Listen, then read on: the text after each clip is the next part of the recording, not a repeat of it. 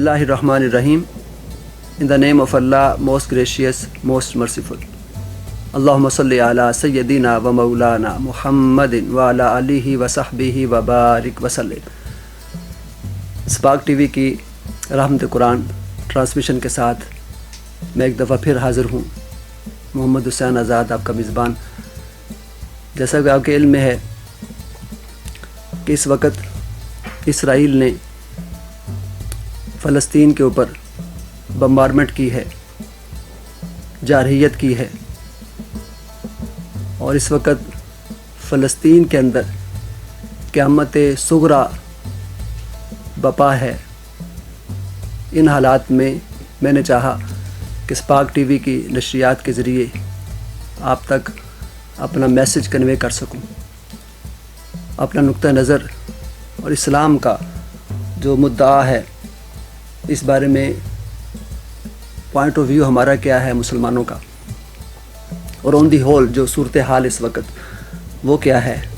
तो इस पर मैंने आर्टिकल भी लिखा है और इंशाल्लाह जो आप पॉइंट ऑफ व्यू है वो नाज़रीन तक ये पहुंच भी रहा है। देखिए, अल्लाह ताला जो ज़ालिम की हुकूमत है वो कायम नहीं रखता, कुफ़र की हुकूमत कायम रह सकती है। जब भी जुल्म होता है तो अगर कोई मज़लूमों का साथ नहीं देता तो अल्लाह ताला हर एक के साथ है। यही वजह है कि जब फ़िरौन ने खुदाई का दावा किया और जुल्म व बर्बरियत की इंतहा कर दी तो अल्लाह ताला ने मूसा अलैहिस्सलाम के ज़रिए उसका ख़ात्मा कर दिया और कौम समेत उसको गर्क कर दिया। नमरूद ने जुल्म व बर्बरियत की इंतहा कर दी, खुदाई का दावा किया, तकब्बुर किया। अल्लाह ताला ने हज़रत इब्राहीम अलैहिस्सलाम के ज़रिए उसका ख़ात्मा कर दिया, मच्छर के ज़रिए बल्कि उसको मार दिया। इसी तरह से जब यजीद ने हज़रत इमाम हुसैन अलैहिस्सलाम को तपते हुए रेगे ज़र करबला में शहीद करवाया तो उस यजीद का नाम मिट गया, और आज अपने बच्चों का कोई नाम यजीद रखना गवारा नहीं करता। घर घर के अंदर हुसैन पैदा हो रहा है कि कत्ले हुसैन असल में मर गए यजीद है। इस्लाम ज़िंदा होता है हर करबला के बाद। अगर हम देखा जाए तो देखिए कि कश्मीर के अंदर इंडिया ने जुल्म व बर्बरियत की इंतहा कर दी और लॉकडाउन कर दिया। अल्लाह ताला ने पूरी दुनिया को लॉकडाउन कर दिया और कोरोना वायरस के ज़रिए बता दिया कि मैं खुदा हूँ, जो चाहूँ कर सकता हूँ। लिहाजा अगर कोई साथ नहीं देता मज़लूमों का तो मैं साथ देता हूँ। फिर आप देखिए कि अगर हम यहाँ पाकिस्तान की मिसाल ले लें, जिन्होंने रियासती दहशतगर्दी की सानिया मॉडल टाउन में, आज वो भी ज़लील ख्वार हो रहे हैं। ये अल्लाह ताला की पकड़ है। जब अल्लाह ताला की पकड़ आती है तो फिर कोई भी उससे छुड़ा नहीं सकता अपने आप को। यही वजह है कि अल्लाह ताला ने कुरान पाक में एक फ़लसफ़ा दे दिया है, और ये सूरह निसा की आयत नंबर 76 में वाज़ेह तौर पर इरशाद फरमाया कि वल्लज़ीना आमनू युक़ातिलूना फ़ी सबीलिल्लाह वल्लज़ीना कफ़रू युक़ातिलूना फ़ी सबीलित ताग़ूत।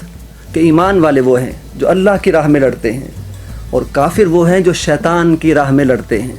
इस हकीकत को अल्लामा इकबाल ने यूँ कहा था कि काफिर है तो शमशीर पे करता है भरोसा और मोमिन है तो बेतेग भी लड़ता है सिपाही।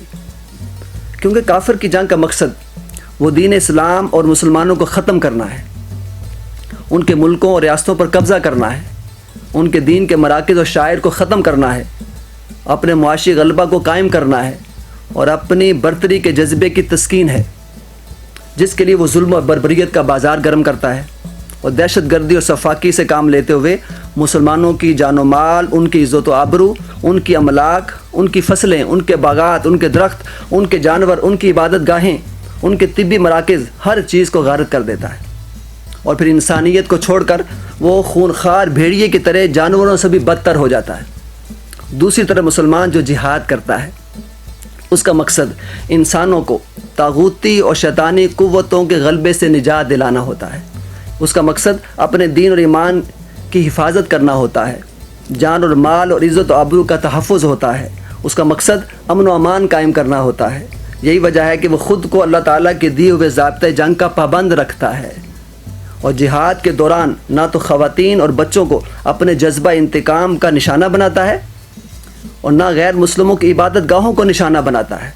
نہ وہاں کے املاک اور فصلوں کو تباہ کرتا ہے، نہ وہاں کے طبی مراکز کو تباہ کرتا ہے، نہ وہاں کے تعلیمی مراکز کو نشانہ بناتا ہے، حتیٰ کہ وہاں کے جانوروں اور پرندوں کی جان کو بھی اپنی جان سے زیادہ عزیز رکھتا ہے، کیونکہ پیغمبر انسانیت حضرت محمد مصطفیٰ صلی اللہ علیہ وسلم نے فرمایا تھا کہ جو شخص ایک چڑیا پر بھی رحم کرے گا تو اللہ تعالیٰ اس پر رحم فرمائے گا۔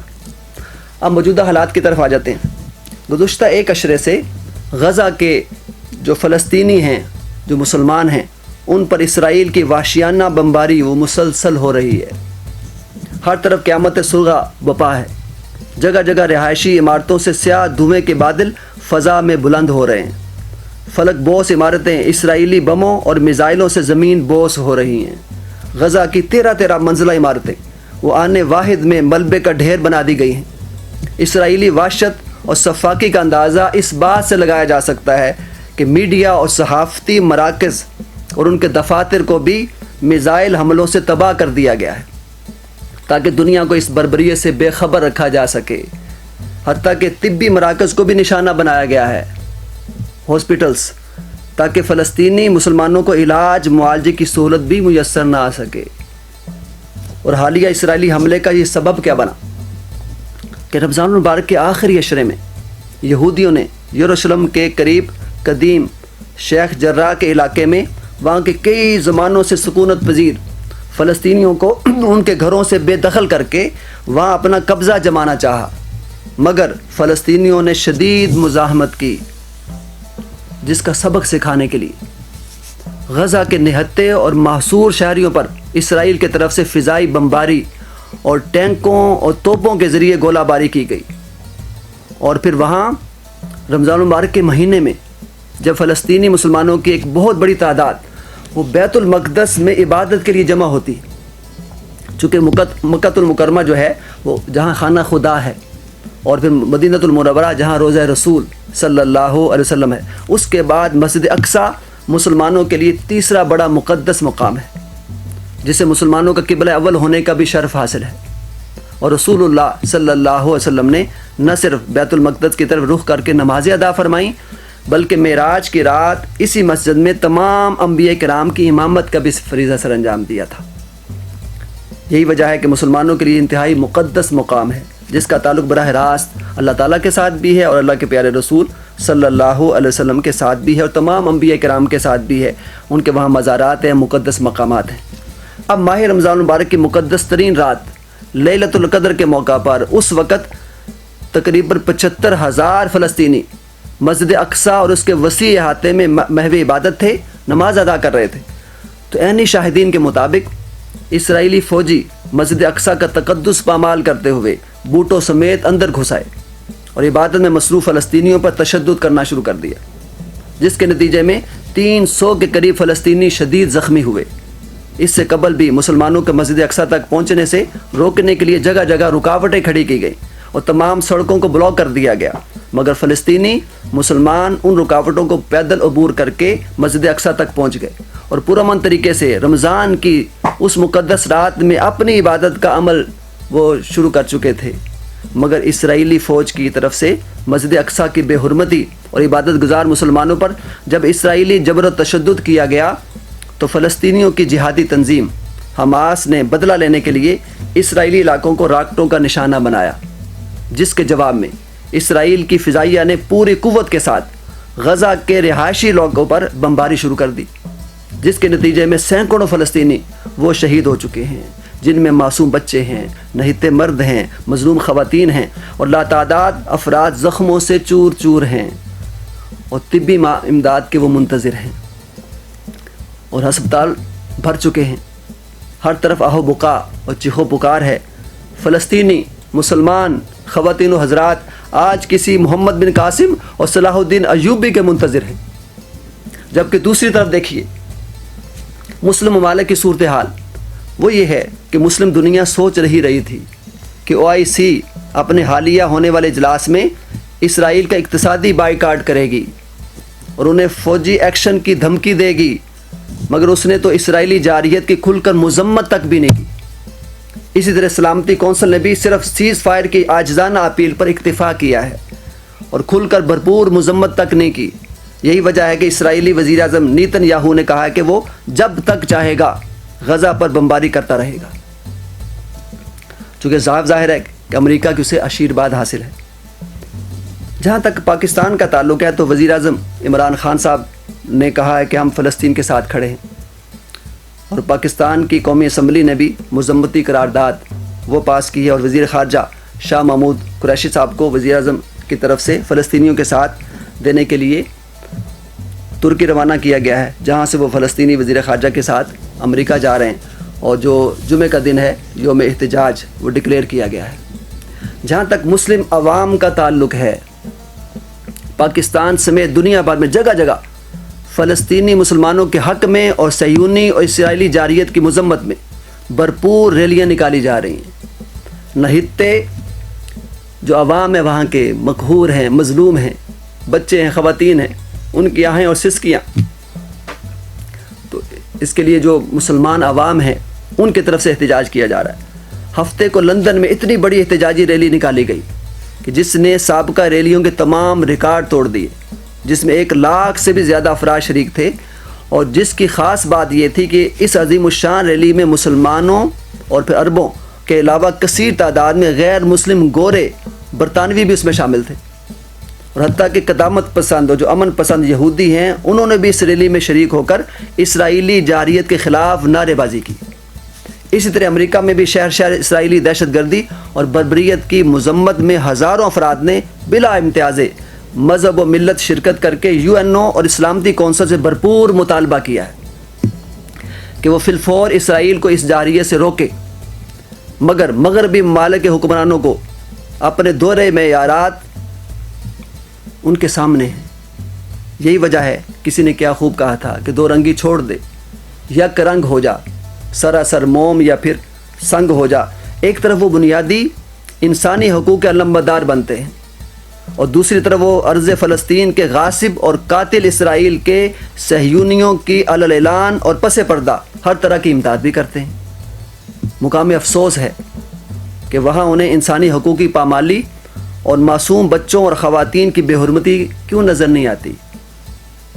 ممتاز شاعر اسید الحق عاصم اس نے کہا تھا کہ مجھ کو آتا ہے فلسطین کے بچوں کا خیال، نوجوان بیٹوں کو روتی ہوئی ماؤں کا خیال، خون سے بھیگی ہوئی ان کی رداؤں کا خیال، غرب اردن کے شہیدوں کا خیال آتا ہے، کبھی غزہ کے یتیموں کا خیال آتا ہے۔ میرے چند بڑے اہم سوالات ہیں کہ جن لوگوں پر بمباری کی جا رہی ہے ان کا کیا قصور ہے؟ کیا وہ انسان نہیں ہیں؟ اگر وہ انسان ہیں تو انہیں جینے کا حق کیوں نہیں دیا جا رہا؟ اسرائیل کو ان سے کیا خطرہ ہے؟ اسرائیل کو ان کے خون کی ہولی کھیلنے کی کھلی چھٹی کیوں دی گئی ہے؟ اور پھر 1948 میں اقوام متحدہ کی جنرل اسمبلی کی طرف سے فلسطین کو تقسیم کر کے اسرائیل کا قیام کیوں عمل میں لایا گیا ہے؟ اس موقع پر میں داد دینا چاہوں گا ان مسلمان باغیرت بہنوں کو کہ جن میں ایک امریکی کانگریس کی فلسطین نژاد رکن راشدہ طلیب ہیں، اور دوسری ان کی ساتھی افریقی نژاد الہان عمر ہیں۔ راشدہ طلیب نے باقاعدہ امریکی کانگریس کے اجلاس کے دوران اسرائیلی ظلم و بربریت پر آواز حق بلند کی، اور کہا کہ اگر ہم امریکی صدر، وزیر خارجہ، وزیر دفاع اور دونوں ایوانوں کے لیڈروں کے اسرائیل کے حق میں بیانات پڑھیں تو یوں لگے گا کہ فلسطینی دنیا میں اپنا وجود ہی نہیں رکھتے، جبکہ میں آپ کے سامنے ایک یاد دہانی کے طور پر کھڑی ہوں کہ ہم فلسطینی ہیں، اپنا وجود رکھتے ہیں، ہم بھی مائیں، بہنیں اور بیٹیاں ہیں۔ امریکی رہنماؤں کے بیانات میں فلسطینی خاندانوں پر حملے کا کوئی ذکر نہیں ہے کہ جنہیں بے گھر کیا جا رہا ہے، ان بچوں کا کوئی ذکر نہیں جنہیں قتل کیا جا رہا ہے، انہیں زخمی کیا جا رہا ہے۔ مسجد اقصیٰ میں نماز پڑھتے فلسطینیوں کو مسلسل ہراساں کرنے کا کوئی ذکر نہیں۔ نمازوں اور عبادت کے دوران مسجد اقصیٰ کے مسلسل محاصرے اور پھر اس کے اندر اور باہر تشدد کے واقعات کا کوئی ذکر نہیں۔ آنسو گیس کے استعمال اور ان پر گولیوں کی بوچھاڑ کا کوئی ذکر نہیں۔ اسی طرح کے خیالات کا اظہار یورپی خاتون ڈاکٹر الہان عمر نے بھی کیا ہے۔ ان دونوں خواتین نے امریکہ سمیت مغربی ملکوں کی طرف سے اسرائیل کے حق میں بیانات کی دھجیاں اڑا دی، اور دونوں نے اپنا فرض ادا کر دیا ہے اور دنیا کو بتا دیا ہے کہ ظالم کون ہے اور ان کا ساتھ دینے والے کون ہیں۔ آخر میں اب یہ بھی بتانا چاہوں گا کہ اس سے بڑھ کر فلسطین کا مقدمہ ایک غیر مسلم Irish M P mister Richard Byde Burton, اس نے آئرلینڈ میں اسرائیل کے سفیر کی موجودگی میں دنیا کے سامنے رکھا ہے،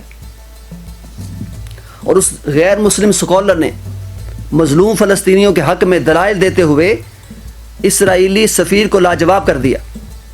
اس غیر مسلم اسکالر نے اپنے ایمبیسڈر کو مخاطب کرتے ہوئے کہا کہ آپ نے ابھی تک فلسطینیوں کی سرزمین پر کیوں قبضہ کر رکھا ہے؟ اگر آپ اوسلو کارڈ اور 2 اسٹیٹ سلیوشن کے بارے میں سنجیدہ ہیں تو پھر اس معاہدے کے تحت یہ فلسطینیوں کی زمین ہے جو UN کے فیصلے کے عین مطابق ہے، تو پھر اس میں آپ 5 لاکھ لوگ باہر سے کیوں لائے ہیں؟ لہذا آپ فلسطینیوں کی زمین پر قابض ہیں، اور پھر آپ نے کس قانونی اختیار کے تحت فلسطینیوں کو وطن واپسی کے حق سے بھی محروم کر رکھا ہے؟ اور آپ نے یہ حق ان دوسرے لوگوں کو کیوں دیا ہے کہ جن کا اس سرزمین سے کوئی تعلق ہی نہیں ہے؟ پھر آپ جہاں سے چاہیں اور جب چاہیں فلسطینی زمین ضبط کر لیتے ہیں، اس پر قبضہ کر لیتے ہیں، اور پھر آپ یہ بھی توقع رکھتے ہیں کہ وہ اس بارے میں کچھ بھی نہ کریں، کوئی احتجاج بھی ریکارڈ نہ کروائیں، اور پھر آپ کو بخوبی علم ہے کہ فلسطینی لوگوں کا اصل مطالبہ کیا ہے اور وہ کیا مانگ رہے ہیں۔ فلسطینیوں نے غزہ میں محاصرہ ختم کرنے کی درخواست کی ہے، یہ ان کا مطالبہ ہے جو بالکل جائز ہے، اور آپ فلسطینیوں کو غزہ میں ان کو آزاد ایئرپورٹ کیوں نہیں دے رہے تاکہ وہ جہاں چاہیں آزادی سے آ جا سکیں؟ آپ غزہ کی حکومت فلسطینیوں کے کنٹرول میں کیوں نہیں دیتے تاکہ وہ خود اپنے مسائل کو حل کریں؟ انہیں صاف پانی کی ضرورت ہے، انہیں تعلیم کی ضرورت ہے، انہیں ادویات کی ضرورت ہے، انہیں امن و امان کی ضرورت ہے، جس میں سب سے بڑی رکاوٹ آپ خود ہیں۔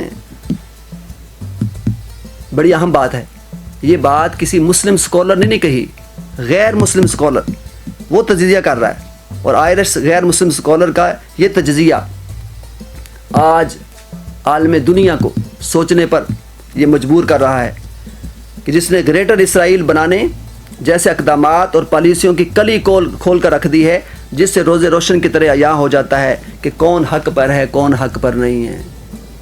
اب مسلمانوں کو سوچنا ہوگا کہ جب تک وہ اتفاق اور اتحاد سے اور مل کر کفر کا مقابلہ نہیں کرتے، اسرائیل کا مقابلہ نہیں کرتے اور ان کی دہشت گردی کا مقابلہ نہیں کرتے، تو تمہاری داستان تک بھی نہ ہوگی داستانوں میں۔